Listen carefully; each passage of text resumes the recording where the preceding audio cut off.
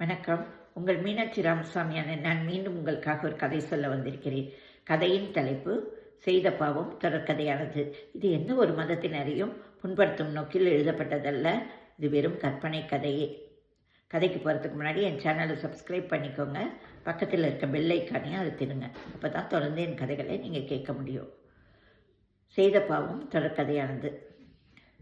காசிக்கு பாவத்தை நீக்க போயிட்டு வந்த வயசான தம்பதியினர் ராகவன் குடும்பத்தினருக்கு ஒரு பெரிய அதிர்ச்சி ஒன்று காத்துட்ருக்கு.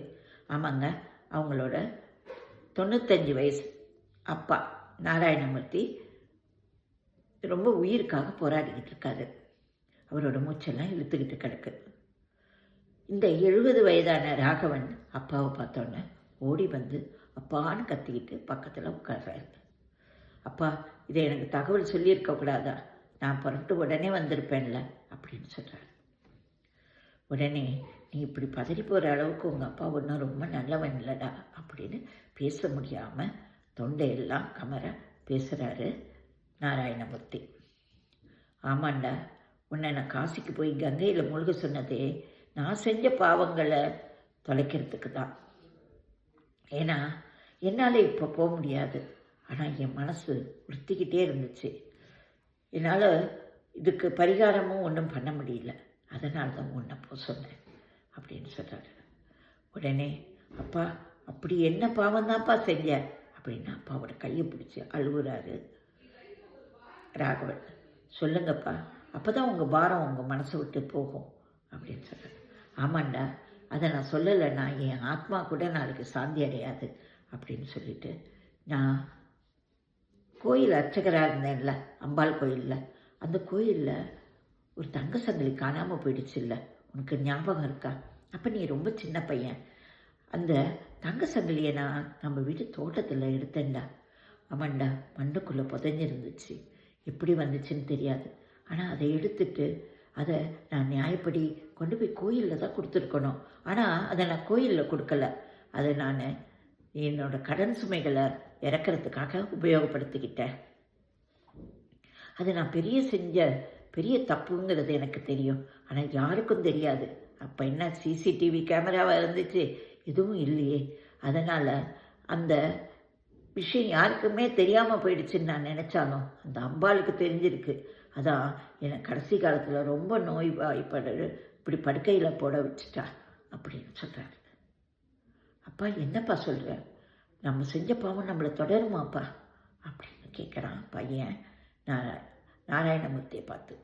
ஆமாப்பா, நிச்சயம் தொடரும் அப்படின்னு சொல்கிறாரு நாராயணமூர்த்தி. அப்போ நான் அந்த பாவத்தில் பாதி பங்கு எனக்கும் இருக்குப்பா. அந்த தங்க சங்கிலியை நம்ம வீட்டு தோட்டத்தில் பறித்து வச்சதே நான் தானேப்பா அப்படின்னு சொல்கிறான் ராகவன். அதிர்ந்து பார்க்குறாரு கண்ணெல்லாம் சுருக்கிட்டு நாராயணமூர்த்தி.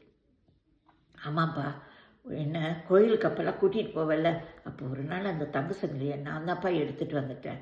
நான் எடுத்துகிட்டு வந்து நம்ம தோட்டத்தில் புதைச்சும் வச்சுட்டேன். ஆனால் அப்போ அதோட அருமையெல்லாம் எனக்கு தெரியாதுப்பா. ஆனால் அது கொஞ்ச நாள் கழிச்சு காணாமல் போயிடுச்சுப்பா. நான் அம்பாள் வந்து திரும்ப எடுத்துகிட்டு போயிட்டான்னு நினச்சேப்பா. எனக்கு அதை உங்ககிட்ட சொல்ல பயமாக இருந்துச்சு. அதை அப்பா மறைச்சிட்டேன். என்னை மன்னிச்சிருப்பா. ஆனால் அந்த பாவம் என்னை இப்போ திரும்பவும் தொடருமோன்னு பயமாக இருக்கேப்பா அப்படின்னு சொல்கிறாரு. சொல்லிவிட்டு டக்குன்னு திரும்பி பார்க்குறான். பையன் மணி வரான். 45 வயசாகுது. டேய் மணி, இங்கே வாப்பா அப்படின்னு சொல்கிறார் ராகவன். ராகவன் கிட்ட வந்து மணி நிற்கிறான். என்ன ஏதுன்னெலாம் கேட்காத. உங்கள் அப்பா பெரிய பாவம் செஞ்சிட்டேன். நீ இன்னும் கொஞ்சம் நாள் கழிச்சு போய் காசிக்கு போய் கங்கையில் மூழ்கிட்டு வந்துடு. அப்போ தான் நான் செஞ்ச பாவமும் உன்னை தொடராமல் இருக்கும் அப்படின்னு சொல்கிறார்.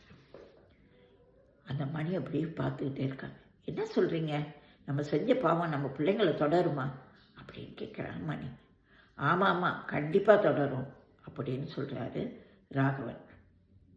இங்கே பாரு, தாத்தாவை பற்றியா எப்படி கிடக்கிறாரு? அவர் ஏதோ பாவம் செஞ்சுட்டேன், அதனால் நான் நோய்வாய்ப்பட்டுட்டேன்னு சொல்கிறாரு.